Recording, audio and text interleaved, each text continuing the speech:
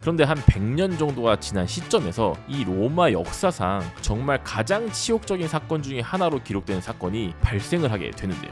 그것은 바로 이야기였습니다.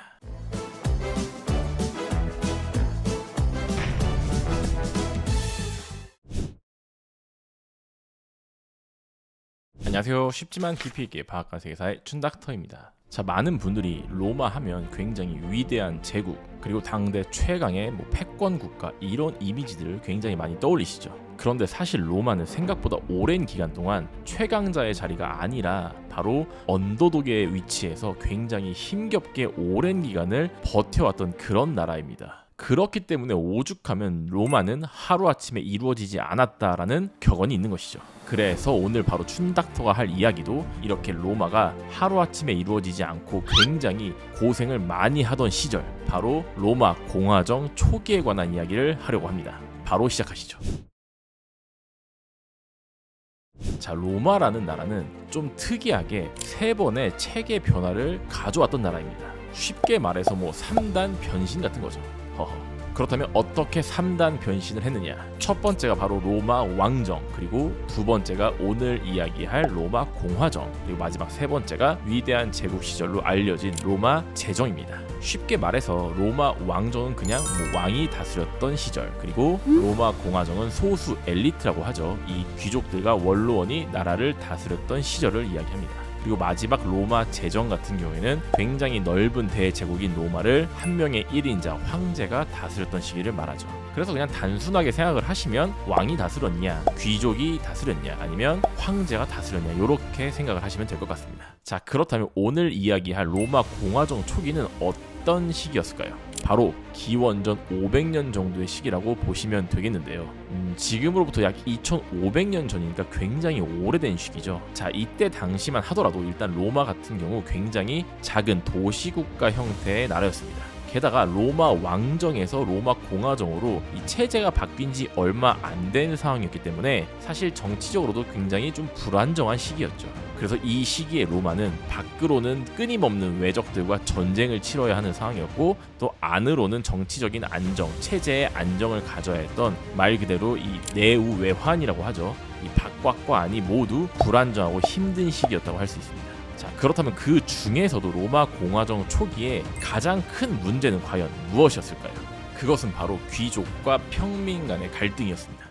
예를 들면 이런 것이었어요. 일단 로마는 공화정일 때 이 투표로 지도자를 선출했습니다. 우리나라도 5년마다 대통령을 선출하죠. 그런데 로마 공화정 같은 경우는 이런 대통령에 있는 관직을 5년마다가 아닌 1년마다, 즉 매년 선출을 했고, 우리나라 같은 경우는 대통령이 한 명이잖아요. 근데 이 로마 공화정은 지도자 역할을 한 명이 아닌 2명으로 선출을 했습니다. 그래서 매년 2명씩 지도자를 선출했던 것이죠. 그리고 이것을 로마에서는 대통령이 아니라 지도자에 위치하는 관직의 이름을 집정관이라고 불렀습니다. 그래서 언뜻 보면 이런 어떤 매년 지도자를 투표로 선출을 하기 때문에 굉장히 좀 민주적으로 보이기도 하고, 또 일반 평민들의 어떤 의사나 이런 것들이 많이 반영되어 있을 것처럼 보이잖아요. 그런데 여기서 굉장히 결정적인 문제가 하나 있었습니다. 그것은 바로 투표권이 한 명당 한 장이 아니었다는 거예요. 당시 로마 같은 경우는 재산이 많으면 많을수록 투표권을 한 사람이 많이 가져갈 수 있는 형태였어요.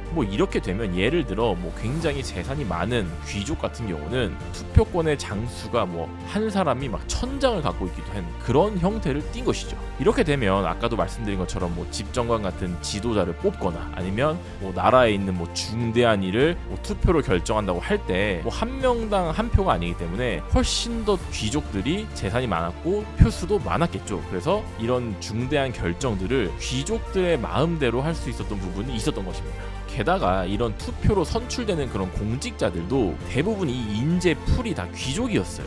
당연한 이야기긴 하지만 이런 고위 공직자들을 하려면 보통 똑똑해야 되잖아요. 엘리트들이라고도 하는데, 이런 엘리트들을 공직자로 보통 선출을 할 텐데, 이런 교육도 잘 받고 똑똑한 사람들이 당연히 대부분 귀족이었겠죠. 그래서 이런 문제점들이 점점 평민들에게서 불만이 되어서 나오기 시작한 것입니다. 가뜩이나 돈 없는 것도 서러운데 저 귀족 녀석들은 맨날 교육도 잘 받고 그 교육을 바탕으로 맨날 고위공직자 자리도 독점하니 이게 나라냐? 이렇게 로마 공화정 초기 시절에 귀족과 평민의 갈등은 점점 심해져 가고 있었던 것입니다. 자, 그렇다면 이 로마에서 평민과 귀족이란 존재는 구체적으로 어떤 존재였을까요? 이것을 간단하게 이해하기 위해서는 로마 정치사에서 아주 중요한 개념인 원로원과 민회, 이 두 가지 정치 기구에 대한 개념을 알고 넘어가셔야 합니다. 자, 일단 로마에서 원로원이라 함은 일종의 정치 자문 기구 같은 거였어요. 쉽게 말해서 어떤 중요한 정책이라든지 공직자들이 어떤 일을 할 때 그 공직자들에게 조언이라든지 자문을 하는 그런 어떤 정치적인 집단이었다는 것이죠. 근데 사실 이 조언이라는 단어의 뜻이 어떤 권장 같은 걸 하는 거잖아요. 그냥 충고를 하거나 조언을 한다 이런 식으로 말을 하잖아요. 그래서 사실은 명령 같은 게 아니니까 엄청나게 무슨 정치적으로 이런 조언이 영향력을 행사하느냐 이렇게 사실 생각하실 수 있잖아요. 그런데 왜 로마에서는 이렇게 조언을 하는 자문기구인 원로원이 굉장히 유명하고 또 정치적으로도 굉장히 강한 집단이라고 평가가 될까요?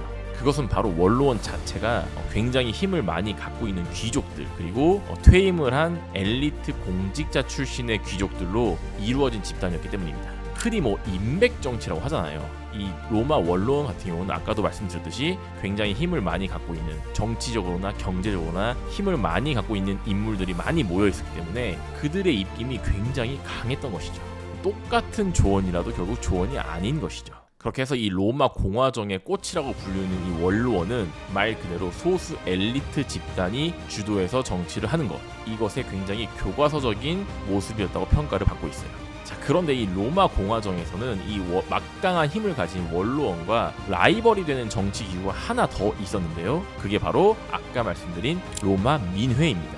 자, 로마 민회라는 것은 로마의 시민권을 가지고 있는 사람이라면 모두가 참가할 수 있는 그런 약간 의결 기구 같은 거였는데요. 일종의 어떤 전체 투표 같은 것이죠. 그래서 이 로마 민회는 나라에서 아주 중요한 전쟁을 해야 하느냐, 이 국가를 적으로 맞아들여야 하느냐, 이런 나라의 중대사를 결정할 때 전체 투표를 진행하는 그런 역할을 했고, 또 아까 말씀드린 지도자 역할을 하는 집정관 같은 중요한 공직자들을 선출할 때도 전체 투표를 하는 것이 바로 민회의 역할이었던 것이죠. 자, 결국 로마 공화정을 다시 한번 정리를 하면 결국은 로마 공화정의 정치 체계는 첫 번째는 바로 행정을 담당하는 공직자들, 그리고 두 번째는 아까 말씀드린 소수 엘리트 집단으로 대표되는 원로원, 마지막 세 번째는 로마 시민권을 가지고 있는 전체 투표를 지향하는 로마 민회, 이 세 개의 정치 기구가 로마 공화정 정치의 핵심이었다고 보시면 될 것 같습니다. 그리고 당연히 이상적으로 이 로마 공화정이 흘러가려면 이 공직자 집단과 원로원, 그리고 마지막 로마 민회가 서로를 잘 견제하고 또 균형을 이루면서 이 나라를 운영해 나가는 것이 가장 이상적인 모습이었겠죠. 자, 그런데 이 로마 공화정 초기 같은 경우는 아까 말씀드린 이 밸런스와 균형이 깨져 있었다는 게 바로 가장 큰 문제였습니다. 왜냐하면 아까도 잠깐 말씀을 드린 것처럼 일단 공직자 자체도 거의 원로원 출신, 귀족 출신들로 다 뽑혔고, 평민이 원래 수는 훨씬 많지만 소수의 귀족들이 투표권을 독점하는 형태였기 때문에 이런 부분에서 다 균형이 깨져버리는 것이죠. 결국 평민들은 시간이 지날수록 이런 부분들을 점점 참지 못하고 들고 일어나게 되는 것입니다. 아니, 우리 평범한 로마 시민들은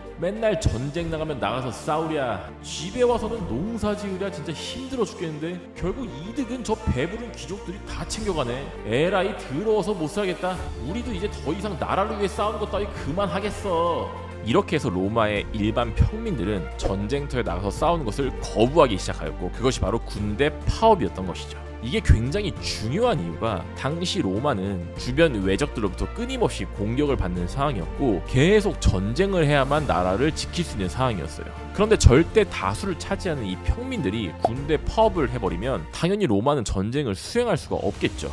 이러다가는 귀족이고 평민이고 간에 그냥 로마 자체가 망하게 생겼고, 좋다, 우리 귀족들은 너희 평민들의 권리를 지켜줄 수 있도록 노력해보겠다. 이렇게 해서 만들어진 것이 바로 그 유명한 호민관 제도인 것입니다. 자, 그렇다면 도대체 호민관이 뭐 하는 직책이냐? 호미를 죄송합니다. 자, 호민관은 로마 역사에서도 굉장히 유명하고 중요한 직책으로 알려져 있는데요. 오늘은 일단 설명이 너무 길어지니까 간단하게만 설명을 드리도록 하겠습니다. 일단 호민관은 아까도 말씀드린 것처럼 귀족들이 이 평민들의 불만을 잠재우기 위해서 평민을 위해 만들어준 직책이라고 보시면 됩니다. 아까도 말했듯이 대부분의 공직자들은 귀족 출신으로 채워졌잖아요. 그런데 이 호민관이라는 직책만큼은 귀족 출신은 될 수가 없고 오직 평민 출신에서만 선출되도록 법을 제정한 것입니다. 당연히 이 호민관은 평민의 대표가 될 수 있고 평민의 권리를 수호하는 그런 역할을 할 수밖에 없겠죠. 그래서 이 호민관에게는 굉장히 강력한 권한들이 몇 가지 있었는데 짧게만 말씀을 드리면 신체적인 보호를 받을 수 있는 신성 불가침권, 그리고 각종 어떤 정책들이나 집정관의 결정 등을 거부할 수 있는 거부권도 가지고 있었습니다. 이렇게 해서 일단 로마 공화정 초기에 발생한 귀족과 평민 간의 갈등은 이 호민관이라는 직책이 생기면서 약간은 희석되게 되는 것이죠. 하지만 그걸로 모든 갈등이 해결되는 것은 아니었습니다. 자, 일단 이 호민관이 최초로 설치된 기원전 494년 이후에도 이 로마의 귀족과 평민 간의 갈등은 여전히 그치지 않게 되는데요. 로마 공화정 초기에는 정치 체계 자체가 아직 제대로 정비가 되지 않은 상태였습니다. 로마는 여전히 아직 원시적인 고대 도시국가의 형태를 띠고 있었고, 그렇기 때문에 원래부터 힘이 강했던 귀족들의 힘이 아직은 제어가 잘 되지 않는 상태였던 것이죠. 평민을 위해 세웠던 대표 호민관 역시도 마찬가지였습니다. 아직 호민관 자체의 기반이 약하고 그런 호민관의 어떤 그 강력한 힘을 제대로 사용할 수 있는 역량이 안 됐기 때문에 이 호민관은 여전히 그런 독립적인 힘을 잘 발휘하지 못하고 귀족과 원로원의 입김에 많은 영향을 받고 있는 그런 상태였어요. 아니 언제까지 우리 평민들만 손해를 보고 산단 말이냐? 아니 법적으로 우리 평민의 권리를 더 보장해주지 않는다면 아니 우리도 이제 언제든 또 군대 파업을 시작할 거라고. 이렇게 평민들은 군대 파업을 무기로 수시로 귀족들에게 저항을 해왔고 결국 이 평민들의 권리가 조금씩 이 로마 공화정 초기를 지나면서 성장을 해나가기 시작합니다. 하지만 어쨌든 이 로마는 여전히 주변 부족들과도 전쟁을 계속해야만 하는 상황이었고 이 평민과 귀족 간의 갈등 역시 쉽게 풀어질 수 있는 그런 문제가 아니었기 때문에 로마 공화정은 계속 힘든 나날들을 보내고 있었죠.